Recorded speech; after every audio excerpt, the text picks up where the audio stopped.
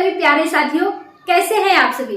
आशा करते हैं कि आप सभी स्वस्थ और तंदुरुस्त होंगे और पूरी ईमानदारी से अपनी तैयारी कर रहे होंगे। मैं नेहा स्वागत करती हूँ आप सभी का आपके अपने परिवार सूर्यवंशी यूपीपी में। साथियों, इस क्लास में हम लोग हिंदी टॉपिक वाइज पढ़ रहे हैं, जिसमें आज हमारी 16वीं क्लास है और आज का जो हमारा टॉपिक है संज्ञा। आज की क्लास में हम लोग संज्ञा पढ़ेंगे। साथियों, आप किसी भी एग्जाम की तैयारी कर रहे हैं जिसमें आपकी हिंदी पूछी जाती है, आप सभी के लिए ये क्लास ले सकते हैं। फिर चाहे आप यूपी लेखपाल हो, वीडियो हो, या फिर यूपी टेट हो, सी टेट हो, पेट हो, किसी भी एग्जाम की तैयारी कर रहे हैं, Uttar Pradesh police constable, SI, आप सभी के लिए ये क्लास ले सकते हैं। जैसा कि आप सभी को पता है कि आपके उत्तर प्रदेश पुलिस कांस्टेबल की भर्ती बहुत जल्दी आने वाली है, तो भर्ती आने से पहले हम लोग अपने सारे टॉपिक क्लियर कर लेंगे। भर्ती जब आएगी, जब आपका एग्जाम होने वाला होगा, जब भर्ती आ जाएगी, तब सिर्फ आपको रिवीजन करना रहेगा। तब तक आपका सारा कोर्स जो है कंप्लीट हो चुका होगा। तो संज्ञा आज हम लोग पढ़ेंगे। इससे पहले हम लोगों ने वर्णमाला, समास, संधि वो सब कुछ पढ़ लिया है। जिसने भी अभी तक वो क्लासेस नहीं देखी है तो चैनल की प्लेलिस्ट में जाकर के सारी क्लासेस देख लेंगे और नोट्स बना लेंगे। यदि आप चैनल पर नए हैं तो चैनल को सब्सक्राइब कर लीजिए, क्योंकि आपको यहाँ से बहुत ज्यादा मदद मिलने वाली है। ओके, तो चलिए शुरू करते हैं संज्ञा। सबसे पहले हम लोग संज्ञा की परिभाषा देखेंगे कि संज्ञा की परिभाषा क्या है। क्लियर? तो हेडिंग डाल लेंगे आप लोग, क्या परिभाषा। तो परिभाषा में लिखेंगे आप, यह विकारी शब्द है। क्या लिखेंगे? यह विकारी शब्द है। विकारी शब्द है। अब आप कहेंगे कि विकारी क्या होता है। देखिए, आपके दो प्रकार के शब्द होते हैं, विकारी और अविकारी। क्या? विकारी और अविकारी। विकारी शब्द वो होते हैं जिनमें लिंग, वचन और कारक के अनुसार परिवर्तन हो जाए। जिन शब्दों में लिंग, वचन, कारक के अनुसार परिवर्तन किया जा सके उन्हें विकारी शब्द कहते हैं, और जिनमें परिवर्तन नहीं होता है उन्हें अविकारी शब्द कहते हैं। तो विकारी शब्द आपके कौन कौन से होते हैं? देखो, संज्ञा, सर्वनाम, क्रिया, विशेषण, ये आपके जो चारों होते हैं ये आपके विकारी शब्द होते हैं। क्लियर? तो आप समझ गए विकारी क्या होता है। संज्ञा आपका विकारी शब्द होता है। क्लियर? जैसे आपका संज्ञा क्या होता है? किसी व्यक्ति, वस्तु, प्राणी का नाम, यही तो होता है। अब जैसे मान लीजिए लड़का है, लड़का का बहुवचन बनाएंगे तो क्या हो जाएगा? लड़के हो जाएगा, है ना। तो यहाँ पर विकार हो गया, तो इसलिए ये आपका संज्ञा जो है आपका विकारी शब्द है। समझ गए होंगे, है ना। अब और क्या आगे लिखेंगे आप? देखो, आगे लिखेंगे आप लोग, जिन शब्दों से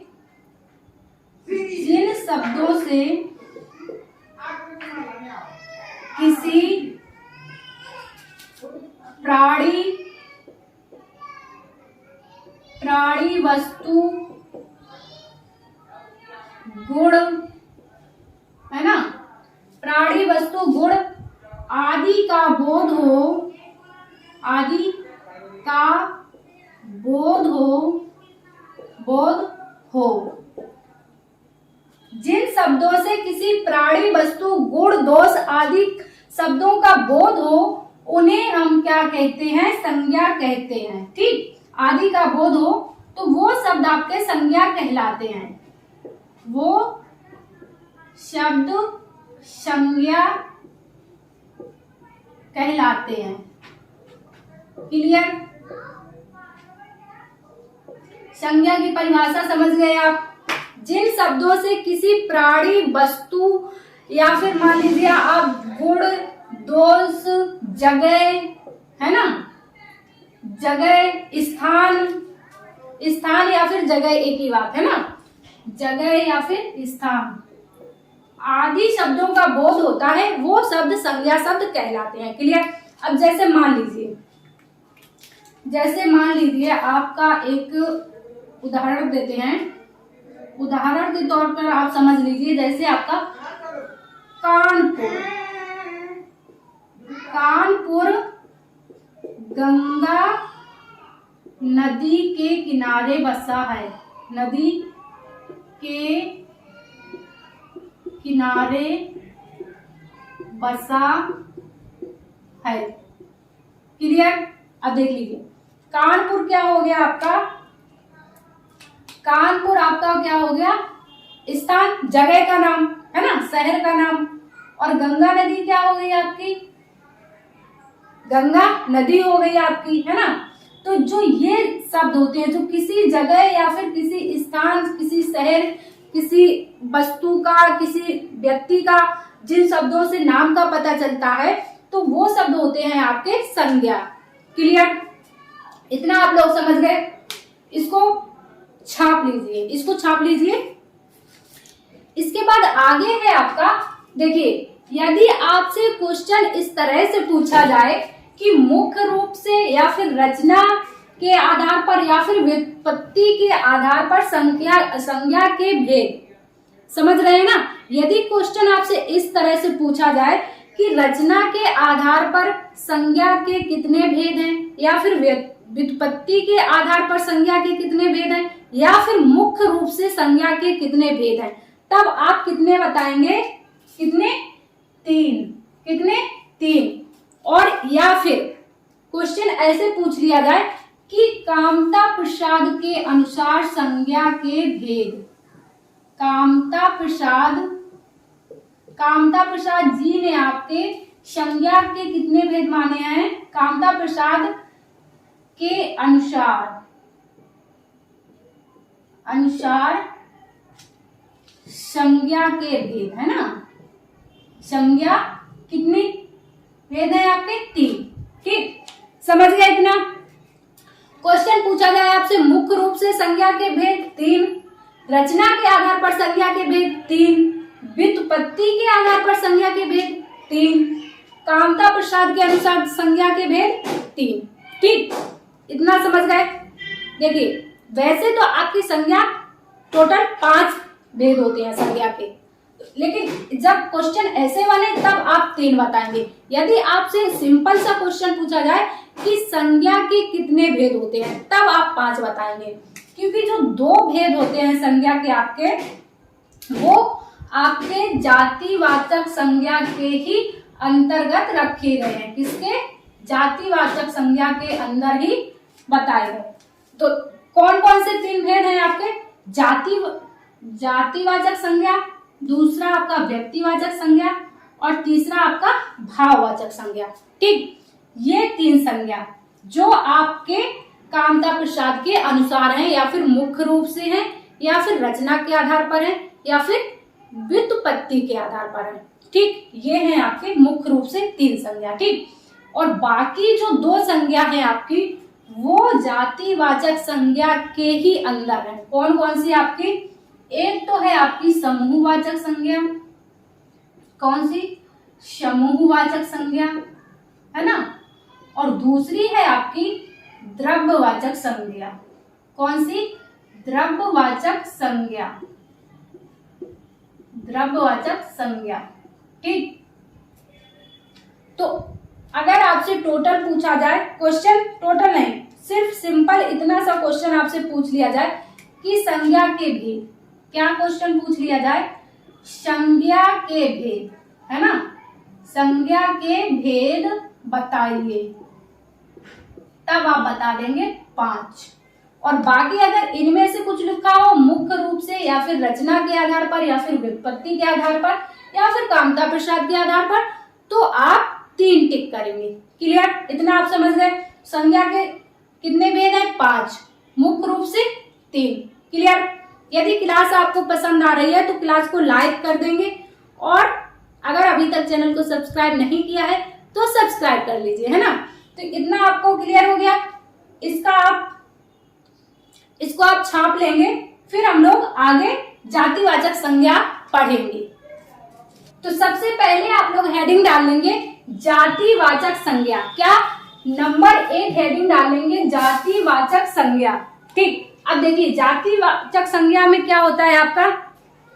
जिन संज्ञा शब्दों से किसी व्यक्ति या वस्तु की पूरी जाति का बोध हो उन्हें जातिवाचक संज्ञा कहते हैं। जिन संज्ञा शब्दों से किसी वस्तु या व्यक्ति की पूरी जाति का बोध होता हो उन शब्दों को संज्ञा व्यक्तिवाचक संज्ञा कहते हैं। क्लियर? अब कैसे, देखिए सबसे पहले कैसे समझेंगे। जैसे मान लीजिए आपसे कह दिया गया लड़का, लड़का तो लड़का मतलब बहुत सारे लड़के, किसी एक का तो नाम नहीं लिया गया। लड़का या फिर लड़के, लड़कों की क्या होता है, पूरा एक जाति होती है ना। लड़का है, अब अगर किसी एक का नाम ले दिया जाएगा राम, तो वो हो जाएगा एक व्यक्तिगत, तो वो जो एक नाम हो जाएगा एक सिंगल, तो वो जाएगा आपका व्यक्तिवाचक संज्ञा में। यहीं पर यदि लड़का कह दिया जाएगा तो आपका आ जाएगा जातिवाचक संज्ञा में। क्लियर?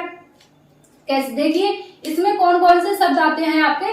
जैसे नंबर 1 है आपका, पहले तो आपके पशु पक्षियों के नाम, पशु पक्षियों के नाम है ना, पशु पक्षियों के नाम। जैसे मान लीजिए आप पशु पक्षियों के नाम, जैसे घोड़ा हो गया आपका, है ना, घोड़ा, बकरी,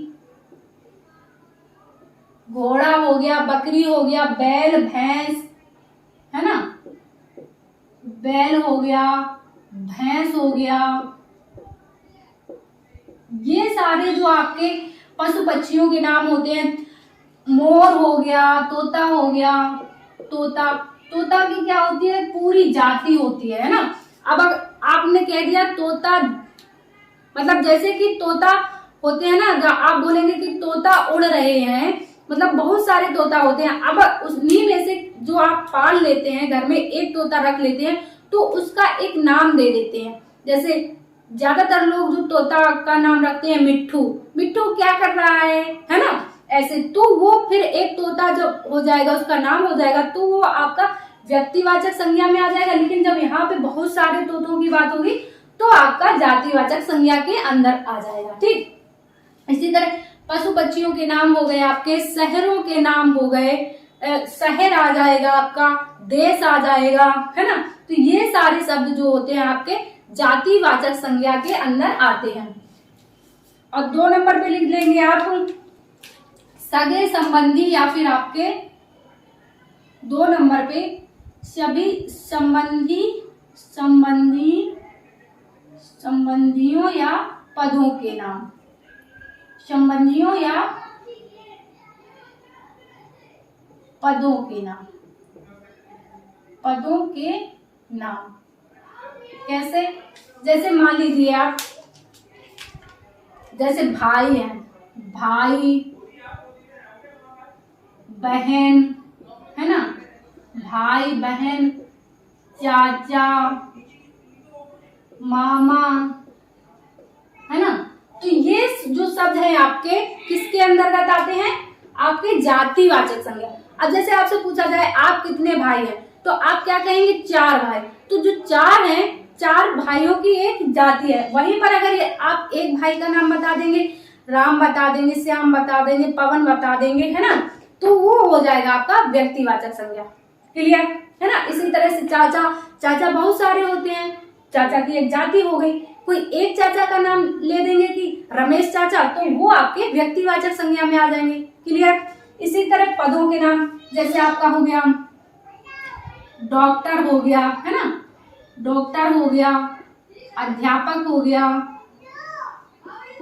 अध्यापक, वकील, है ना, वकील, जज, है ना, प्रधानमंत्री, पीएम लिख लेंगे, राष्ट्रपति। जो जितने भी सारे पद होते हैं इनको भी आप जातिवाचक संज्ञा में रखेंगे। क्लियर। इसके बाद और है आपका क्या, प्राकृतिक तत्वों के नाम। प्राकृतिक तत्वों के नाम भी आपके जातिवाचक संज्ञा के अंदर ही आएंगे। क्या, प्राकृतिक तत्वों के नाम, है ना, तत्वों के नाम। लिखते रहेंगे आप लोग साथ के साथ। प्राकृतिक तत्वों के नाम में क्या आ जाएगा आपका, जैसे बिजली, क्या, जैसे आपका बिजली, भूकंप, आंधी, तूफान, है ना। जो ये प्राकृतिक तत्वों के नाम होते हैं ये भी आपके जातिवाचक संज्ञा में रखे जाएंगे। ये जो भूकंप शब्द है आपका, भूकंप शब्द कई बार आपकी परीक्षा में बन चुका है कि बताइए भूकंप शब्द किस तरह की संज्ञा है ना। तो आप बता देंगे कि आपका भूकंप जो शब्द है ये आपका जातिवाचक संज्ञा है। ठीक, तो देखिए आप मोटा मोटी एक समझ लीजिए कि देखिए घोड़ा, बकरी, बैल, भैंस, इससे कुछ पता चल रहा है, भाई बहन, अध्यापक, वकील, कुछ समझ में आया। देखिए आप इतना समझ लीजिए ऐसे, जैसे मान लीजिए इसने कह दिया घोड़ा या बकरी, तो घोड़ा कोई एक तो है नहीं, तो माइंड में ये चीज आनी चाहिए कि घोड़ा, अच्छा बहुत सारे घोड़े, है ना, जिसके जैसे और भी हो। जातिवाचक संज्ञा में बस एक चीज याद रखेंगे, जिसके जैसे और भी हो, वो शब्द आपके जातिवाचक संज्ञा के अंतर्गत आ जाएंगे, है ना। जैसे मान लीजिए उसने कह दिया पर्वत, पर्वत में कौन सी संज्ञा है, तो पर्वत, बहुत सारे पर्वत हैं, कोई एक पर्वत का नाम तो लिया नहीं। जहां पर वो एक पर्वत का नाम ले देगा, बताइए माउंट एवरेस्ट में कौन सी संज्ञा है, तब व्यक्तिवाचक संज्ञा। सिर्फ उसने बोला पर्वत में कौन सी संज्ञा है, बहुत सारे पर्वत हैं, विंध्याचल पर्वत है, केटू है आपका, बहुत सारे पर्वत हैं, तो जातिवाचक संज्ञा में। क्लियर। जहां पर उसके जैसे और भी लोग हैं, जातिवाचक संज्ञा। जहां पर वो अकेला, उसके जैसा और कोई नहीं, वहां पर आपका व्यक्तिवाचक संज्ञा। ठीक, तो जातिवाचक संज्ञा आपने समझ लिया, इसको आप छाप लीजिए। फिर हम लोग क्या व्यक्तिवाचक संज्ञा देखते हैं, है ना, इसको छापिए। अब नंबर 2 हेडिंग डाल लेंगे आप, व्यक्तिवाचक संज्ञा। क्या, नंबर 2 है आपका व्यक्तिवाचक संज्ञा। अब व्यक्तिवाचक संज्ञा में क्या होता है, देखिए जिन संज्ञा शब्दों से किसी व्यक्ति, वस्तु, स्थान आदि का बोध हो, जैसे मान लीजिए किसी व्यक्ति का नाम का पता चले, या फिर किसी स्थान, जगह का नाम पता चले, या फिर कोई चीज, वस्तु का नाम पता चले, जैसे बोतल, पेप्सी की बोतल या थम्स अप, है ना, या फिर ड्यू, ऐसी मेज, कुर्सी, इन चीजों का नाम पता चले, तो आपका कौन सी संज्ञा होती है, व्यक्तिवाचक संज्ञा होती है।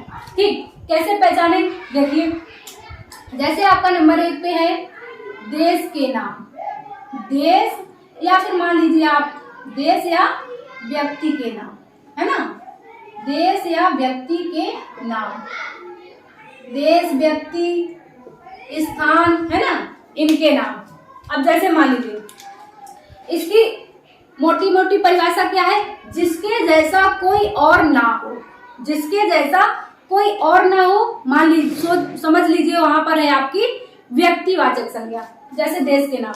अब जैसे मान लीजिए आपका देश के नाम में क्या लिख देंगे, भारत।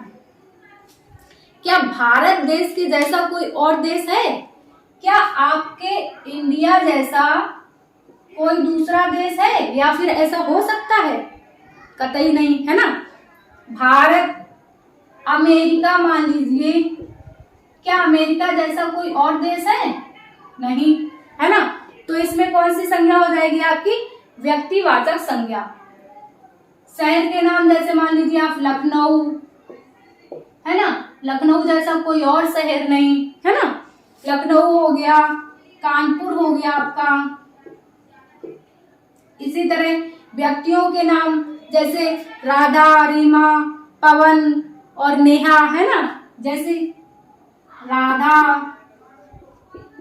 पवन, है ना, नेहा, क्या इनके जैसा कोई और है ना?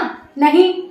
जिसके जैसा कोई और ना हो वो आपका किस में आ जाएगा, व्यक्तिवाचक संज्ञा के अंतर्गत आ जाएगा, है ना। क्लियर। जैसे दिनों के नाम, दिनों के नाम, जैसे मान लीजिए आपसे पूछ लिया गया सोमवार में कौन सी संज्ञा है, बता देंगे आप सोमवार में व्यक्तिवाचक संज्ञा है। ठीक, क्लियर। दूसरा इसमें है आपका देश के नाम हो गए, नदी और झीलों के नाम हो जाएंगे, नदी या फिर झीलों के नाम हो जाएंगे, झीलों के नाम, है ना। जैसे मान लीजिए नदी है आपकी सबसे पवित्र नदी भारत की गंगा मैया, है ना। क्या गंगा नदी जैसी कोई और नदी है आपकी? नहीं है, है ना। गंगा हो गया, यमुना हो गया, है ना। गंगा, यमुना, रावी, ये जो सारी नदियां हैं आपकी, ये आपकी किसमें है? व्यक्तिवाचक संज्ञा में। कोई एक नदी का नाम ले दे तो व्यक्तिवाचक संज्ञा में, और अगर पूछ लिया जाए कि नदी में कौन सी संज्ञा है तो जातिवाचक। क्लियर, है ना। झीलों के नाम हो जाएंगे आपके इसी में, है ना। कौन सी झील? जैसे आपकी लोकटक झील हो गई, एक लोकटक झील, है ना। इसी तरह आपकी नदियों के नाम और जो झीलों के नाम सारे आपके आएंगे व्यक्तिवाचक संज्ञा में। शहरों के नाम, नदियों के नाम, जो सिर्फ मान लीजिए जिसके जैसा कोई और ना हो, जिसके जैसा कोई और ना हो, वो आ जाएगा आपका व्यक्तिवाचक संज्ञा। जैसे आपसे आप कह दें हे भगवान मेरी रक्षा करो, तो भगवान तो मतलब कई नाम है, कोई शिव जी कहता है, कोई हनुमान जी कहता है, तो भगवान में आपकी जातिवाचक संज्ञा आ जाएगी। वहीं पर आप कह दें हे शिव जी मेरी रक्षा करो, तो शिव जी के जैसा क्या कोई दूसरा है? नहीं, तो वहां पर आपकी व्यक्तिवाचक संज्ञा। क्लियर, है ना। इसी तरह से नंबर 3 में है आपके ग्रंथों के नाम। क्या? नंबर 3 में आपके ग्रंथों के नाम, ग्रंथों के नाम, ग्रंथों के नाम में रामायण, रामचरितमानस, है ना। क्या है आपका? गड़बड़ कर रहा है आपका मार्कर।